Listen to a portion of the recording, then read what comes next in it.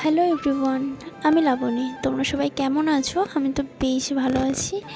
আজকের ভিডিওটা simple normally আমার একটা ডেলি ভ্লগের মতোই, রান্নাবান্না এইসব নিয়েই। কারণ আমার সম্পূর্ণ কাজবাজি এটা নিয়ে, তো তোমরা রোজ এরকমই আমার কাজবাজ দেখতে পাবে। তোমরা হয়তো বিরক্ত হয়ে যেতে পারো যে একই টাইপসের ভিডিও রোজ, কিন্তু কি করব বলো, আমার তো এইটুকুই গণ্ডি, তার বাইরে আমি যাই না। এই সংসার এই নিয়েই থাকি, এখনও পর্যন্ত এটাই আছে। এরপরে আমি যে মেকআপের যে কাজবাজ করি সেটাতে তো লাস্টের দিকে সিজন আসলে তবে কাজ হবে, তো তখন বাইরে একটু বেরোবো, তখন চেষ্টা করবো ভ্লগটা একটু অন্যরকম করে তোমাদের সঙ্গে শেয়ার করার। তবে ততদিন পর্যন্ত আমার এই একঘেয়ে ভ্লগই তোমাদের দেখতে হবে।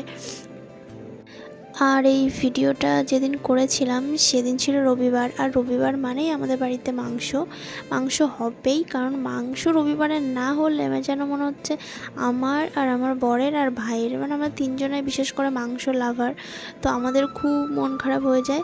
তবে আমার শ্বশুর শাশুড়ি এরা দুজনা হচ্ছে মাংস খুব একটা খেতে পছন্দ করে না, তো তাদের খুব প্রিয় না, তবে আমাদের জন্যই প্রতি রবিবারে করা হয়। তো আজকে মাংস হয়েছিল, ডাল হয়েছিল আর পটল ভাজা করেছিলাম।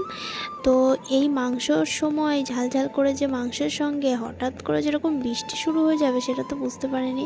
একদম সোনায় সোহাগা দেখি হট করে বৃষ্টি হচ্ছে। দিনের বেলায় এত গরম থাকে, তারপর যেই হট করে বৃষ্টিটা শুরু হয় না, খুব ভালো লাগে।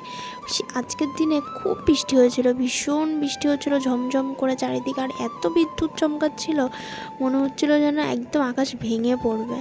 এই গরমের মধ্যে সমস্ত কাজবাজ সারতে সারতে যখন বৃষ্টিটা চলে আসলো, ওয়েদারটা ঠান্ডা হওয়াতে লাস্টে আজ যাই হোক অন্তত খেয়ে তো তৃপ্তি পেলাম, এতেই আমি একটু শান্তি।